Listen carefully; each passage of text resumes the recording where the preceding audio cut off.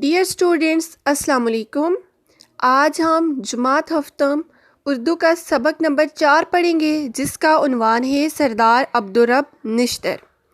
Dear students, اس سبق کے تدریسی مقاصد کیا ہیں کہ بچوں کو قائد اعظم کے قریبی ساتھی اور عظیم رہنما عبدالرب نشتر کی خدمات سے روشناس کرایا جائے اور تحریک پاکستان کے چند پہلو اجاگر کیے جائیں۔ اس سبق کا پہلا پیراگراف قائد اعظم محمد علی جناح کی قیادت میں قیام پاکستان کے لیے جن رہنماؤں نے دل و جان سے ان کا ساتھ دیا، ان میں ایک نمایاں نام سردار عبدالرب نشتر کا بھی ہے۔ یعنی قائد اعظم کی رہنمائی میں پاکستان کے حصول کے لیے جو رہنما قائد اعظم کے ساتھ تھے، ان میں ایک نام سردار عبدالرب نشتر کا بھی ہے، جنہوں نے دل و جان سے قائد اعظم کا ساتھ دیا، جو ایک نیک دل انسان ہونے کے ساتھ ساتھ ایک اچھے شاعر اور قوم کا درد رکھنے والے سیاستدان تھے۔ یعنی ایک نیک دل انسان تھے، ایک شاعر تھے اور قوم کا درد رکھنے والے سیاستدان بھی تھے۔ سردار عبدالرب نشتر 13 جون 1899 کو پشاور میں پیدا ہوئے۔ ان کے والد عبدالحنان خان ریلوے میں ٹھیکیدار تھے۔ سردار عبدالرب نشتر نے پہلے کنگ ایڈورڈز کالج پشاور میں تعلیم حاصل کی، اس کے بعد پنجاب یونیورسٹی سے BA کی ڈگری حاصل کی۔ پہلے کنگ ایڈورڈز کالج پشاور میں تعلیم حاصل کی، اس کے بعد پنجاب یونیورسٹی سے گریجویٹ کی ڈگری حاصل کی۔ یہ ان کا سلسلہ تعلیم ہے۔ پھر مزید تعلیم کے لیے علی گڑھ مسلم یونیورسٹی میں داخلہ لیا۔ یہ مسلمانوں کا وہ تعلیمی ادارہ ہے جسے سر سید نے قائم کیا تھا۔ علی گڑھ مسلمانوں کا وہ تعلیمی ادارہ ہے جسے سر سید احمد خان نے قائم کیا۔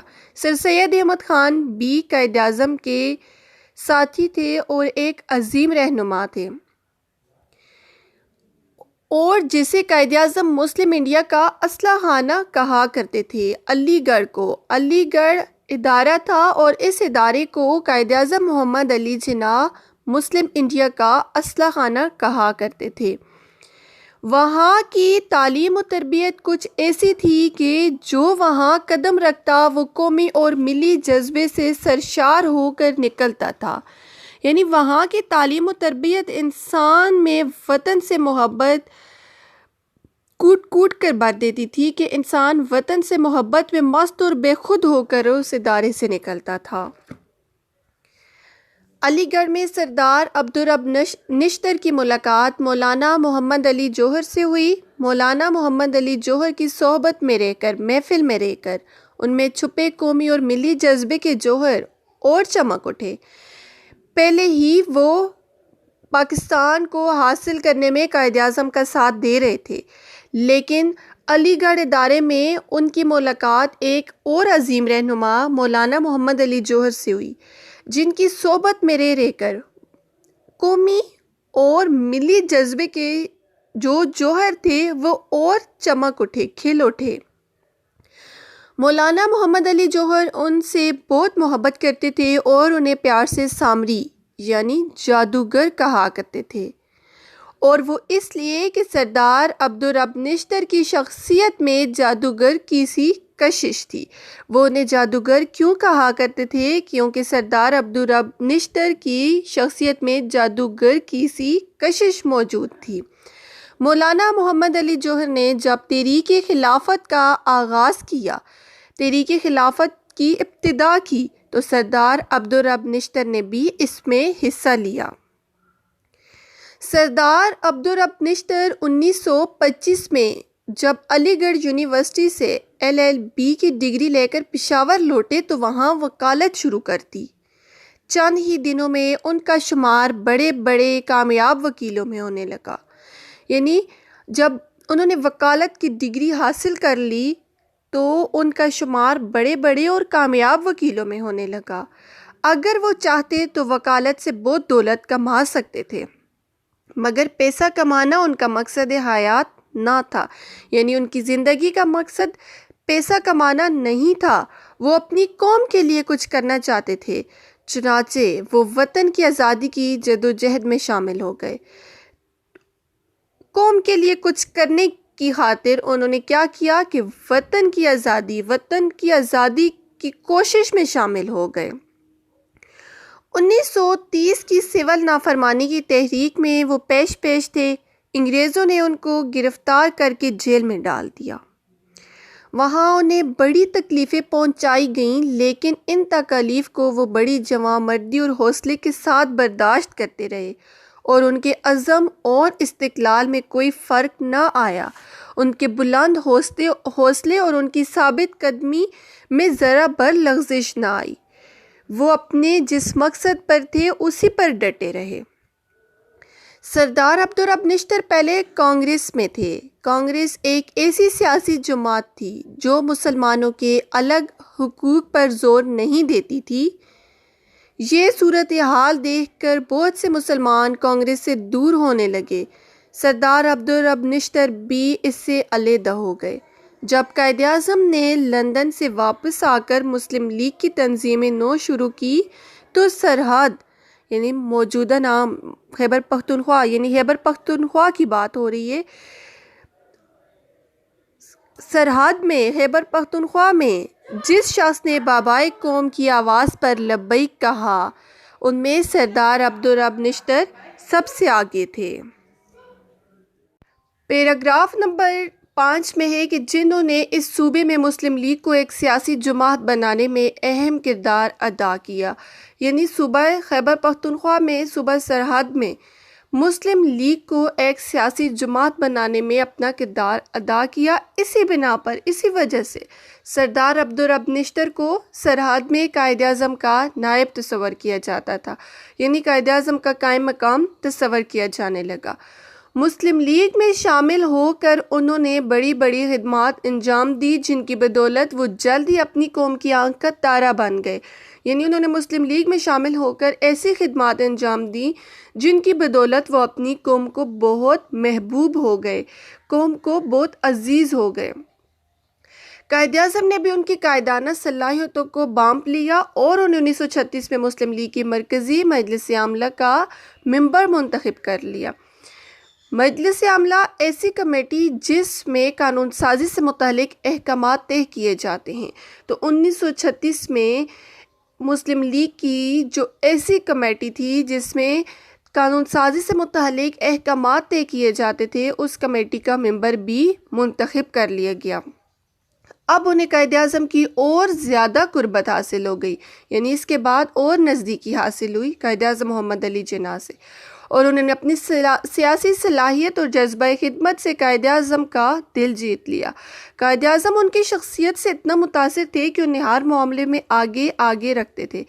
جب بھی کسی اہم کام کے لیے کوئی کمیٹی بنتی، کوئی وفد کہیں جاتا تو قائد اعظم اس میں سردار عبدالرب نشتر کو ضرور شامل کرتے۔ قائد اعظم 1946 میں شملہ کانفرنس میں جن 3 اہم مسلم لیگی رہنماؤں کو اپنے ساتھ لے کر گئے تھے، یعنی 1946 میں شملہ کانفرنس میں قائد اعظم محمد علی جناح کے ساتھ جو 3 مسلم لیگی رہنما تھے، ان میں سردار عبدالرب نشتر بھی شامل تھے۔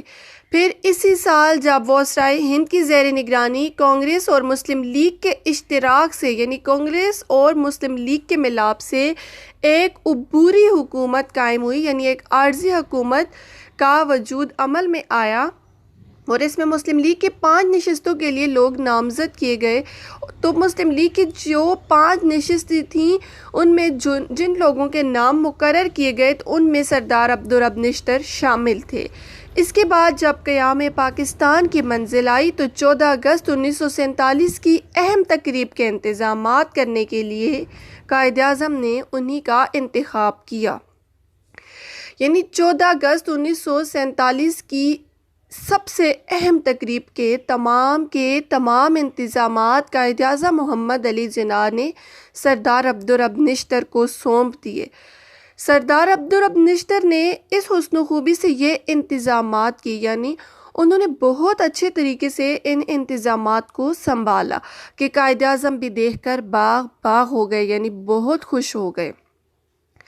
سردار عبدالرب نشتر کی ایک بڑی خوبی یہ تھی کہ ان کو جو فرائض بھی سونپے جاتے، یعنی جو ذمہ داریاں ان کو دی جاتی، انہیں وہ پوری لگن اور جاں فشانی سے انجام دیتے۔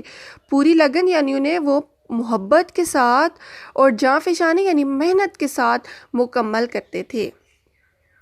قیام پاکستان کے بعد انہیں وزیر مواصلات بنایا گیا، یعنی ذرائع نقل و حمل کا وزیر منتخب کیا گیا۔ قائد اعظم کے انتقال کے بعد وہ صوبہ پنجاب کے گورنر بنے، جہاں وہ 12 اگست 1949 سے 24 نومبر 1951 تک فرائض انجام دیتے رہے۔ اس کے بعد جب وزیر اعظم لیاقت علی خان کو شہید کر دیا گیا تو ان کو مسلم لیگ کی صدارت کا منصب دیا گیا، یعنی پھر انہیں مسلم لیگ کی صدارت کا عہدہ بھی دیا گیا۔ قوم نے ان کا اس منصب پر والہانہ استقبال کیا، یعنی قوم نے ان کا اس عہدے پر دل و جان سے استقبال کیا، انہیں دل و جان سے خوش آمدید کہا، اس لیے کہ قوم کا ہر فرد ان جیسے بے لوث رہنما کو دل و جان سے چاہتا تھا۔